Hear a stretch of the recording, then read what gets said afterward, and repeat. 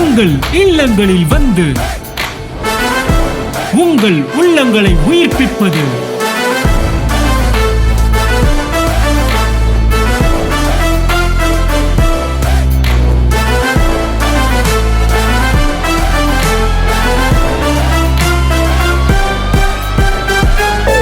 உங்கள் channel DJ.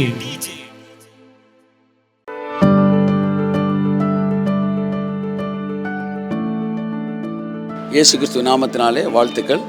இந்த நாளின் ஆராதனை நேரத்தில் நடந்த ஒரு அற்புதத்தை அன்பு சகோதரி ரேஷ்மா அவர்கள் கூட ஷேர் பண்ணுவார்கள்.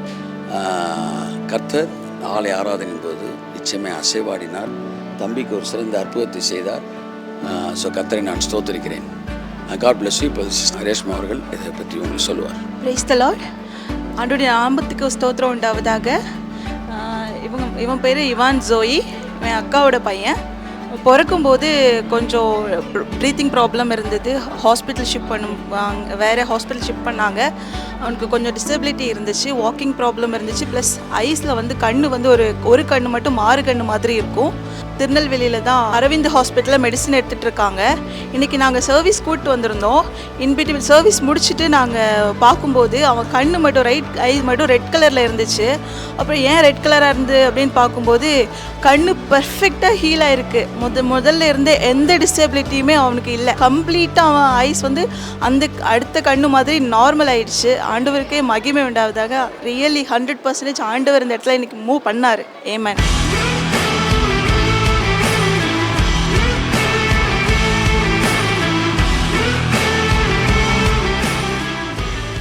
ப்ரைஸ் தி லார்ட் எவ்ரிவன். என் பேர் ரேஷ்மா. என் அக்கா பையன் பேர் இவான் ஜோயி. நான் அவனை பற்றி அவனுக்கு நடந்த ஒரு சின்ன சாட்சி ஷேர் பண்ணணும்னு நினைக்கிறேன். இப்போது அதுக்கப்புறம் சர்வீஸ் முடிச்சதுக்கப்புறம் அண்ணாக்கிட்ட சொல்லி காலில் ஒரு சின்ன வீக்னஸ் இருக்குது, வாக்கிங் அவனுக்கு சரியாக பண்ண முடியல அப்படின்னு அண்ணாக்கிட்ட சொல்லியிருந்தோம் ப்ரேயர் பண்ணுறதுக்கு. அண்ணாவும் சரியாயிடும் சொல்லி ப்ரேயர் பண்ணி அனுப்புனாங்க. நெக்ஸ்ட் டே மண்டே நாங்கள் பார்க்கும்போது அவனுக்கு வாக்கிங் கூட நார்மல் ஆகிடுச்சு. அவன் வாக் பண்ணும்போது எப்படின்னா 2 ஸ்டெப் முன்னாடி போயிட்டு அப்புறம் ஒரு பேலன்ஸ் இல்லாமல் பின்னாடி வருவான். அது அவனுக்கு பை பர்த்து சரியாக ஆக்சிஜன் கிடைக்காதனால அவன் பிரெயினில் ஒரு ஹைபாக்சிக் சீக்கல் ஃபார்ம் ஆகிட்டுருக்கு. அது என்ன பண்ணும் அப்படின்னா சில்ட்ரன்ஸ் க்ரோ ஆக தான் அந்த வீக்னஸ் காமிக்கும் அப்படின்னு சொன்னாங்க. இப்போது அவனுக்கு ஒரு 2.5 years ஆகும்போது ஒரு சின்ன வீக்னஸ் தெரிஞ்சிச்சு. அப்போ அவங்க எம்ஆர்ஐ பண்ணும்போது டாக்டர்ஸ் சொல்லியிருந்தாங்க, இது சர்ஜரி பண்ண முடியாது, மெடிசின் கிடையாது, ஒன்லி ஃபிசியோதெரப்பி மட்டும்தான் பண்ண முடியும் அப்படின்னு சொல்லியிருந்தாங்க. ஸோ ஃபிசியோதெரப்பி தான் பண்ணிகிட்ருக்காங்க. அதனால் எல்லோரும் ரொம்ப சேடாக இருந்தாங்க. பட் சர்வீஸ்க்கு அப்புறம் நாங்கள் மண்டே வீட்டுக்கு வந்ததுக்கப்புறம் பார்த்தா அவனால் ஸ்டெப்பு நல்லா ஏற முடியுது, ரன் பண்ணும்போது ஃபாஸ்ட்டாக பண்ண முடியுது. உண்மையாகவே ஆண்டவருக்கு ஸ்தோத்திரம். ஆண்டவர் தான் 100% அவனுக்கு ஹீலிங்கை தந்திருக்காங்க. அண்ணாக்கும் நான் ரொம்ப நன்றி சொல்லிக்கிறேன். உண்மையாக அண்ணாவோட டீச்சிங்ஸ் தான் எங்களுக்கு ஹெல்ப் பண்ணுது. தேங்க்யூ ஸோ மச் அண்ணா. And God bless you all.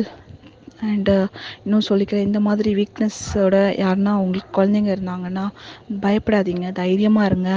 ஆண்டவர் உங்களுக்கும் அற்புதம் செய்வார், எல்லாமே சரி பண்ணுவார். இயேசு நாமத்தினாலே ஆமென்.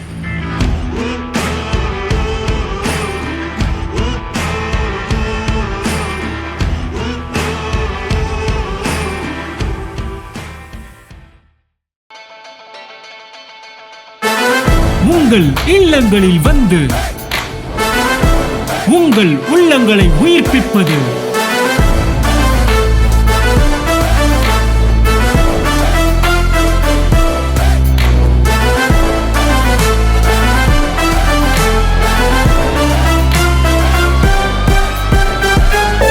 உங்கள் சேனல் டிஜே.